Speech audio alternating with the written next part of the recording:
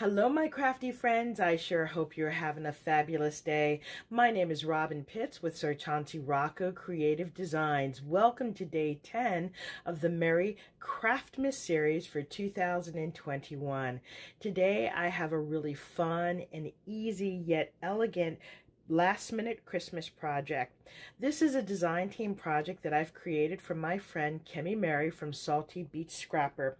We are going to be reviewing her beautiful Christmas collection called The Beauty of Christmas. I'm going to give you a full walkthrough of this collection in a minute. But first, I have a few announcements that I want to make. First, I'm going to announce the winner of the hidden giveaway that I did a few days ago. Thank you so much for watching my Day 9 video and leaving such fabulous comments on my Santa pants. I know many of you love the Mr. and Mrs. Claus Santa pants, and I will show you some fun packaging ideas for them. So let's quickly review the details of the hidden winner. As a reminder, the question for the second hidden giveaway was, what is your favorite Christmas song? The prize is from Simple Stories. It's the Simple Vintage Rustic Christmas, and included is a 6x8 pad, bits and pieces collection, foam stickers, and a sticker book. Now let's see who the lucky winner is. And the winner is Shabby Pink House. Yay! Once again, the winner is Shabby Pink House. Shabby Pink House, you have 72 hours to claim your prize. Please check the description box for more details. Congratulations. Second, I'm going to be doing another hidden giveaway in this video, so you have to make sure to watch this video all the way through the end because you never know when the clue is going to pop up. Before I review this project and the paper collection in further detail, I wanted to give you the inspiration for this project. This afternoon, I had to purchase a number of last-minute Christmas items, fun little gifts just to say thank you. And so I found these adorable little bath sets. They are bath wash and body lotion, and I picked up 6 of these, and they also include on the back a nylon sponge, and I thought this was so perfect, so I'll be including this inside a gift box along with a $25 gift card. So I needed to find a really easy and elegant gift box to hold these bath items as well as the gift card. And so I went on Pinterest and I found these beautiful standing cracker boxes, and let me tell you, they are super easy to make. Now, in my Merry Craftmas series, I've shown you a variety of cracker boxes. The first was a mini cracker box that I created using the We Are Memory Keepers candy box punch. The second was a larger cracker box that had a hidden drawer, and I made that using a digital file, and I cut that out on my Cricut Maker. And this last version requires no dies and no electronic cutting machine. All you need is a scoreboard and a paper trimmer to make these lovely boxes. So let me give you a closer look. In front of you, I have 3 different versions, and these are all using the Beauty of Christmas paper collection. These are quite sizable, as you can see. They measure 8 inches from top to bottom and 2 7/8 inches wide. And they're large enough to hold these cute little sets plus a gift card. I just love that it's a fun cracker on the top, but it's nice and flat on the bottom. I can see these used as a place setting. Each of your guests can receive one of these with a special surprise inside. You can place them on your mantle or under a Christmas tree. Because this paper has a fun rustic charm to it, I really wanted to keep that throughout the entire project. So I used a cream heavyweight cardstock, and I double matted this with a craft cardstock and then the designer paper. I've cut these little tags from the paper collection, and I've tied these fun curly ribbons in burlap, and then I've added in these fun little green and gold bells. Let's take a look at the second one. This one is done in a beautiful blue with these lovely poinsettias on the top. This is the back. And of course, you can personalize this even more. I just wanted to keep this simple and elegant, and the goal was to be able to mass produce these. So I have 3 here, and I have another 4 more to create. Again, we have this fun little tag. This has a little candy cane on top. And then we have the red and tan burlap, and then green and red bells. And this is the third version. I love this one. This paper is just so beautiful. We've got the beautiful cardinal here on the bottom. We've got the little orange slices and cinnamon sticks. Here you've got a beautiful poinsettia and rose. And I think this is a little hot toddy here. And then we have another little note card. Now that I've given you an overview of this project, let me give you a quick review of the beautiful paper. This is a paper collection that we will be using. It's called The Beauty of Christmas. This is by Kimmy Murray from Salty Beach Scrapper. In this collection, you receive 12 8.5 by 8.5 double-sided sheets and one bonus ephemera sheet. I really like this cardstock. It's an 80-pound vellum Bristol, so it's very, very sturdy. This is the cover of the paper collection. On the back, you have these beautiful cut-aparts. You've got the bell, the cardinal, sugar cookies. You have this knitted stocking, poinsettias, and these beautiful roses. This is the first page. As you can see, you've got a very muted background. You've got this large clock in the center, these bells, the little stack of letters, and the candle. On the back, you have these music pages and a large clock. On the next page, you have this soft blue with script writing, and in the corner, you've got this darker doily with a stack of letters. On the back, you have an all-over print of stacked letters. Now, the great thing about this collection is you don't just have to use it for Christmas.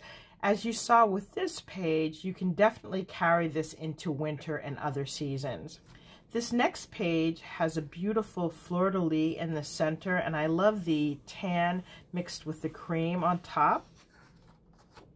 Here you have a nice border with the roses and the bell and a Christmas tree here in the corner.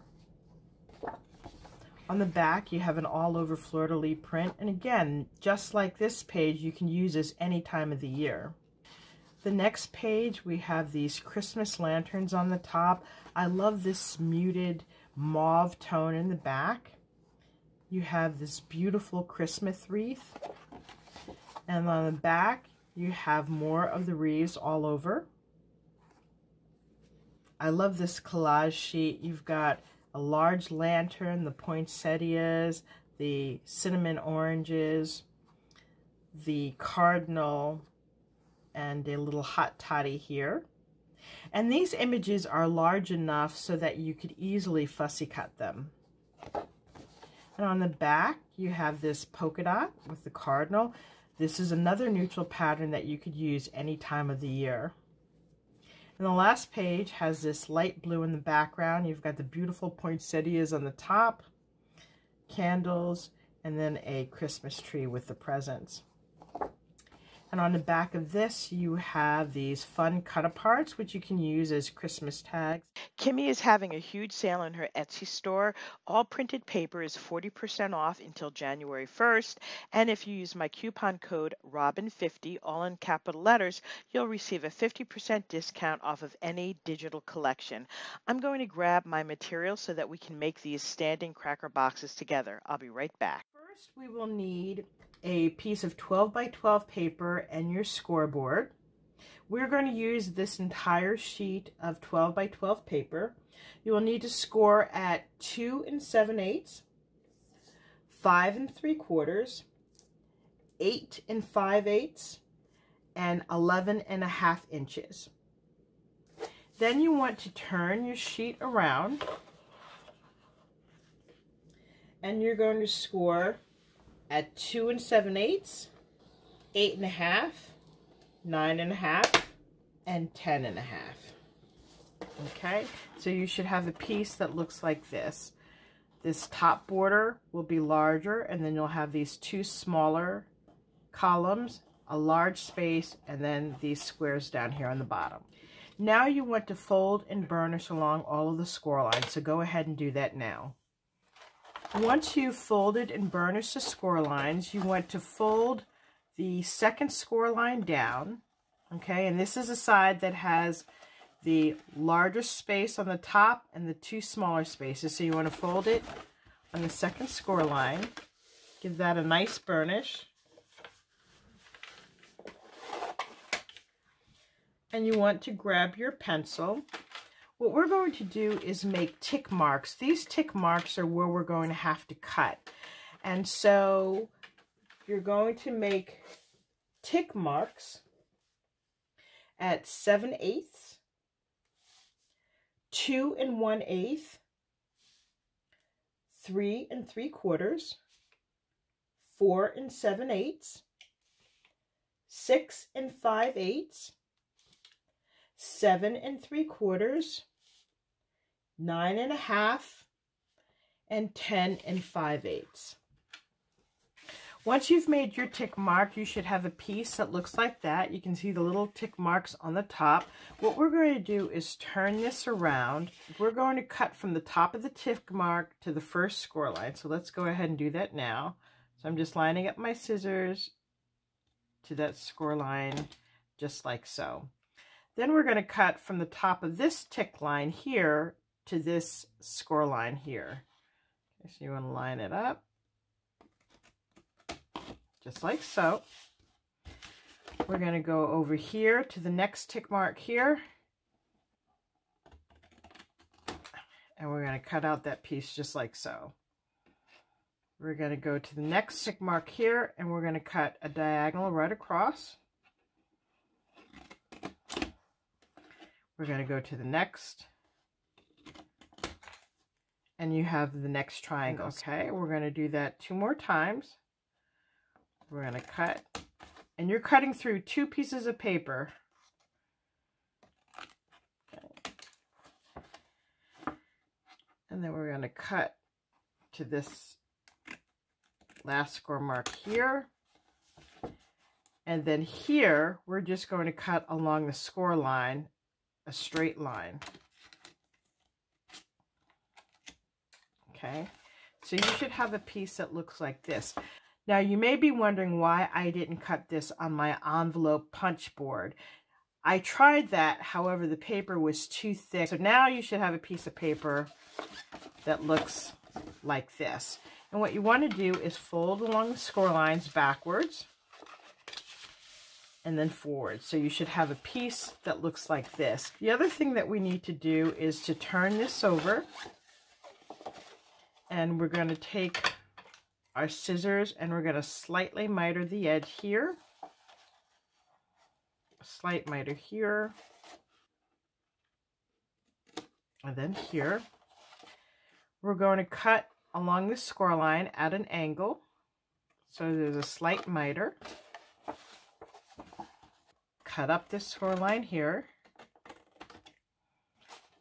cut this piece off, and then we're going to cut up to the score line here, here, here, and here.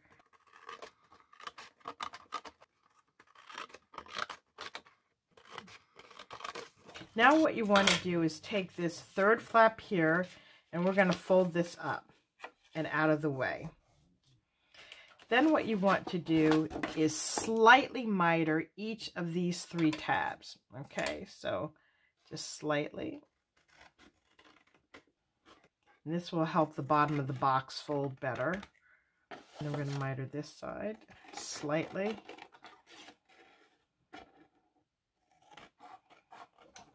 And then this last one.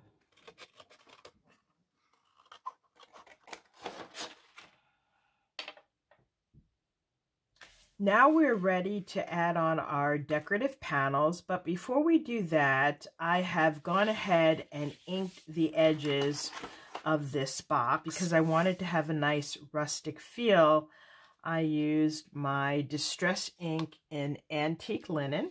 The question for the 3rd hidden giveaway is, what is your favorite Christmas food? Please list that in the comment section below.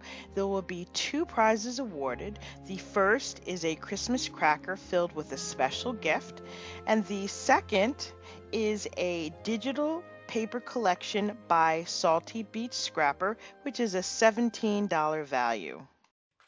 You'll need 4 panels to go here in the center. And I've done a double mat. So the first mat, which is the craft cardstock, is 2 5/8 by 5 3/8, and the decorative mat is 2 3/8 by 5 1/8. And then you'll need 4 pieces to go on the top, just like so. And these pieces measure 2 5/8 by 1 1/4. That's the craft mat. The decorative mat is 2 3/8 by 1 inch. So go ahead and glue these panels down now. Now that we have our panels glued on, I'm going to turn the box over and fold down this panel on the left with the 2 tabs.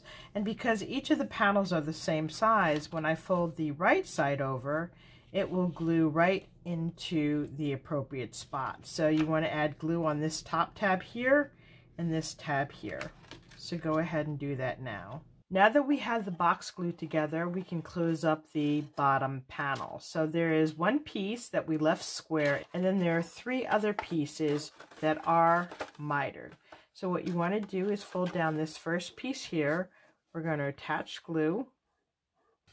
We're going to fold down the second panel, attach more glue. Okay. And then we're going to add glue on this last panel here. And the final panel is this square, which will fit nicely over the top to close up the bottom, okay? Just like so. What you want to do is use your bone folder or a ruler. I'm going to use this long ruler here and just rub it against the panels on the inside so that there's a nice strong adhesion.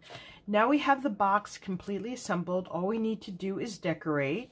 And this is the item that I'm going to put inside. Before I do that, I do want to put some shredded paper inside. And I'm just using this brown craft color to match the matting here. I'm keeping this very rustic. And then I can just slide this in. So I'm going to turn this on the side, make sure I open it up fully.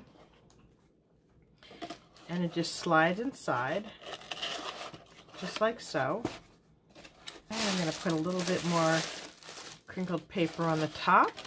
And now all I need to do is put a ribbon in the center and decorate the rest of the box. So I'm going to do that offline, and I'll be back with the final reveal. These are my completed cracker boxes, and I love the way they turned out. I love the rustic feel with this brown craft matting in the background. And I have cut out little tags from the paper collection, as you can see. Each of these boxes are adorned with these fun curly Q burlap ribbons. We have red here, and then we also have green. And then I've also added in these little bells. So we have green and gold, and then red and green for these 2. This concludes my review of my standing cracker boxes. Hopefully I've inspired you with new and creative ideas. As promised, this project required no digital cutting machine or special dies, so hopefully you will try to make this project. If you do, please tag me. I'd love to see what you've made. Please be sure to join me for another fun Christmas idea. Thank you so much for joining me, and I look forward to seeing you soon. Bye for now, and Merry Craftmas.